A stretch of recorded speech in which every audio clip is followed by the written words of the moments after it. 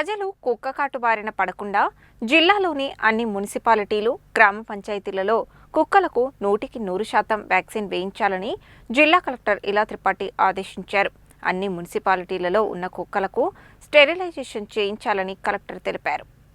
బుధవారం ఆమె తన ఛాంబర్లో మున్సిపల్ కమిషనర్లు, జిల్లా పంచాయతీ అధికారితో ప్రజలపై కుక్కల దాడులు, కుక్కకాట్లపై సమీక్ష నిర్వహించారు. ఈ సందర్భంగా జిల్లా కలెక్టర్ మాట్లాడుతూ, ప్రస్తుతం నల్గొండ మున్సిపాలిటీలో మాత్రమే యానిమల్ బర్త్ కంట్రోల్ విభాగం ఉందని, ఇతర మున్సిపాలిటీలలో యానిమల్ బర్త్ కంట్రోల్ కేంద్రాల ఏర్పాటుకు అవకాశాలను పరిశీలించాలని చెప్పారు. ప్రజలు కుక్కకాటుకు గురైన సందర్భంలో సంప్రదించేందుకు గాను అన్ని మున్సిపాలిటీలలో ప్రత్యేకంగా కుక్కకాటు కోసం హెల్ప్ లైన్ నెంబర్ను ఏర్పాటు చేయాలని అన్నారు. గ్రామీణ ప్రాంతంలో ప్రజలు కుక్కకాటు బారిన పడకుండా తీసుకోవాల్సిన జాగ్రత్తలు, కుక్క కరిచిన తరువాత తీసుకోవాల్సిన వ్యాక్సిన్, రేబీస్ వ్యాధి సోకితే దాని పరిణామాలపై అందరికీ అర్థమయ్యే విధంగా పెద్ద పెద్ద హోర్డింగులు ఏర్పాటు చేయాలని ఆదేశించారు. ముఖ్యంగా రేబీస్ వ్యాధి సోకిన వ్యక్తులు ఎలా ఉంటారో స్పష్టంగా తెలియజేసే ప్రయత్నం చేయాలన్నారు. దేవరకొండ మున్సిపాలిటీ పరిధిలో రానున్న వారం 10 రోజుల్లో జంతు ప్రేమికులు కుక్కలను దత్తత తీసుకునే డ్రైవ్ను ప్రారంభించాలని, అలాగే కుక్కలకు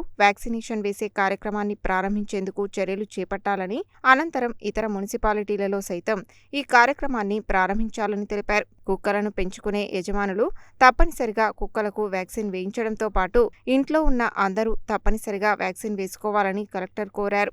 జిల్లాలోని అన్ని ఏరియా ఆసుపత్రులు, కమ్యూనిటీ హెల్త్ సెంటర్లు, ప్రాథమిక వైద్య ఆరోగ్య కేంద్రాలు, నల్గొండ ప్రభుత్వ ప్రధాన ఆసుపత్రిలో కుక్కకాటుకు వ్యాక్సిన్ అందుబాటులో ఉందని, అంతేకాకుండా ఇమ్యూనోగ్లోబులిన్ సైతం అందుబాటులో ఉందని, ఎవరికైనా కుక్క కరిస్తే వెంటనే వ్యాక్సిన్ తీసుకోవాలని చెప్పారు. కుక్కలకు వ్యాక్సిన్ ఇచ్చిన తరువాత నమోదు చేసుకోవడమే కాకుండా తిరిగి ఎప్పుడు వ్యాక్సిన్ ఇవ్వాలో ఒక కార్డును జారీ చేయాలని అన్నారు. మున్సిపల్, పట్టణ ప్రాంతాలలో కుక్కకాటు బారిన పడకుండా ఉండేందుకు ప్రజలు ఎక్కడ పడితే అక్కడ చెత్తను వేయవద్దని, ముఖ్యంగా మిగిలిపోయిన ఆహార పదార్థాలను రోడ్లపై వేయడం వల్ల వాటిని తినేందుకు వచ్చిన కుక్కలు మనుషులను కరుస్తున్నాయని, అందువల్ల రోడ్లపై మిగిలిపోయిన ఆహార పదార్థాలు వేయవద్దని కోరారు. కుక్కలు కరుస్తున్నాయని ఎవరూ కుక్కలకు ప్రమాదాన్ని తీసుకురాకూడదని, ఎట్టి పరిస్థితులలో కుక్కలను చంపవద్దని ఆమె స్పష్టం చేశారు. మున్సిపల్ ప్రాంతాలలో చెత్త ఉండే ప్రదేశాలను గుర్తించి తక్షణమే చెత్తను తొలగించాలని అన్నారు. గ్రామీణ ప్రాంతాలలో సైతం చెత్త కుప్పలు తొలగించాలని, ఇకపై